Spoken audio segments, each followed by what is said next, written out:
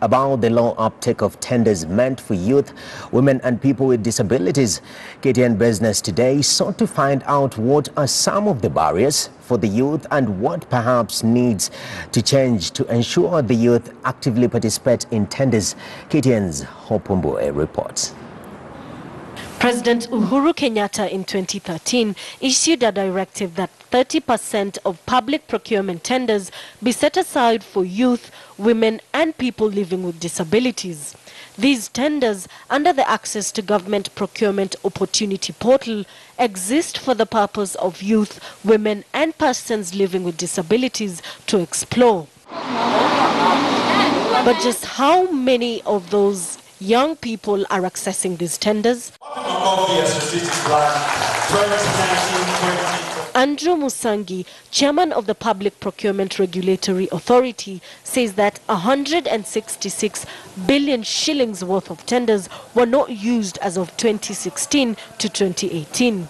Over 2016, January to December 2018, we noted that about 93,000 tenders were given to these disadvantaged groups under the preference and reservation schemes. Out of those, the value of those tenders was about 78 billion shillings.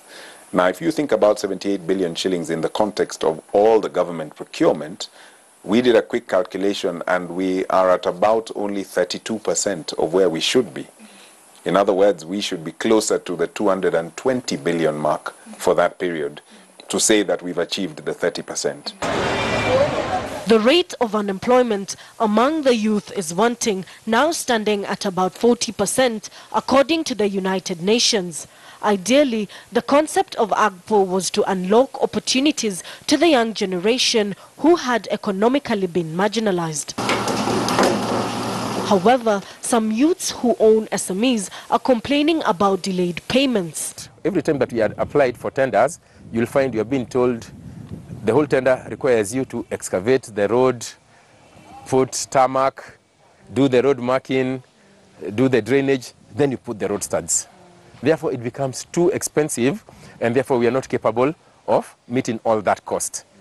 A case in point is Anthony Kirori, who manufactures eco-friendly pencils made from recycled newspapers. He shares the same plight with hundreds of others of how the AGPO program has not yielded much. Our strength does not lie in going to start looking for photocopying paper, computers, cartridges and that. That's not where our strength is. Our strength is the manufacturing of whatever it is, the products that we do manufacture. Therefore, you find the tenders are limiting because the scope is too wide. Cases of delayed payments is partly the reason that pushes most of the youth away from engaging in public tenders. However, the government, through the PPRA, says that this is an issue that their new strategic plan that was launched this July will tackle. For us, stamping out corruption is one of the overarching themes that will feature on our strategy.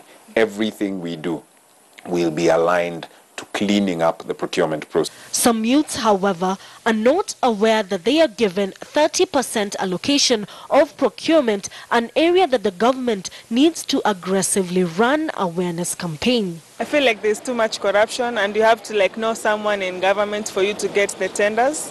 Yeah. So I'm a bit skeptical about that. I just assumed the tenders are only for maybe the big companies, experienced corporates. I didn't know they were available for the youth. Could the youth be sitting on a gold mine out of ignorance or fears chaining them from the next fortune? Or does the government need to unbundle tender opportunities to have more people engaging? All this is but a question of time.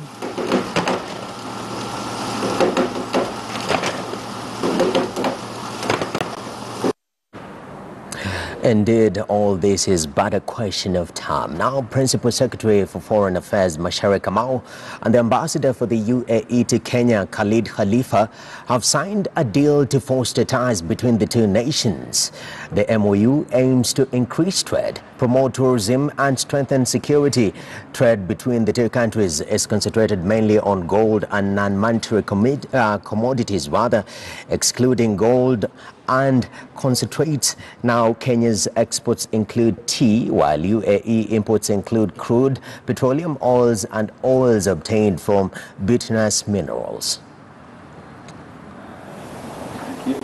The JCC has greatly impacted on developing and enhancing cooperation and the friendly relation between the United Arab Emirates and the Republic of Kenya at all levels: political, economic, cultural, and all fields of mutual interest.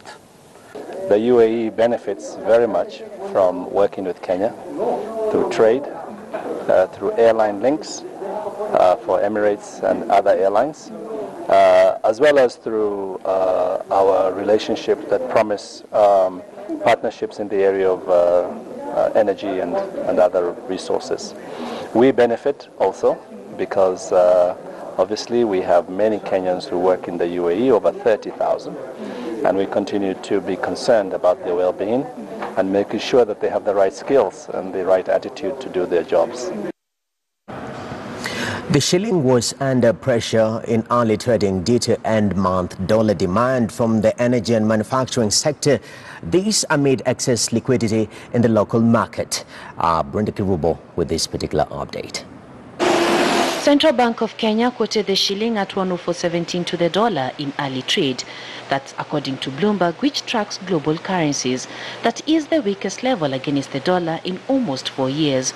104.17 shillings per dollar is the lowest level since October 2015 and is due to a decline in earnings from key exports, including flowers and tea. The remittances rose in the 6 months through June. Agricultural and cut flower exports declined and tourism numbers dropped. That's putting pressure on the shilling. Tea production in the first 5 months of this year fell to 170.18 million kilograms compared with 187.69 million kilograms during the same period in 2018. At the same time, 2019 cut flower earnings growth is expected to slow to 20% from 38% on global oversupply. Tourism numbers fell to 921,090 in the first 6 months of this year compared with 927,977 during the same period a year ago. While remittances in 6 months through June increased to $1.45 billion from $1.38 billion during the same period last year. Brenda Kirubu, KTN News. Right, now let's head to the coast. Coconut production is set to skyrocket in Kilifi County after the county government imported a variety of high-yielding coconut seedlings. Speaking in Matuga, Kilifi's Research Center, Kilifi Agriculture Director Margaret Jeffwa said the coconut variety will be a major upgrade on the local varieties and shall triple the current produce of 100 nuts per tree annually.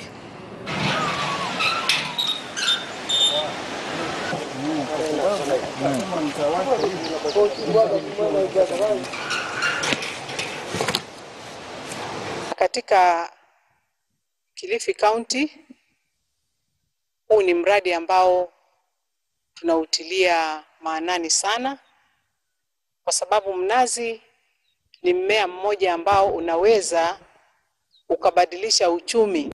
Bado nazi zetu nyingi bado soko lake bado liko chini. Kwa hivyo tungependa tuongeze hizi nazi ili kusudi vile viwanda vilivyoko vipate nazi ya kutosha.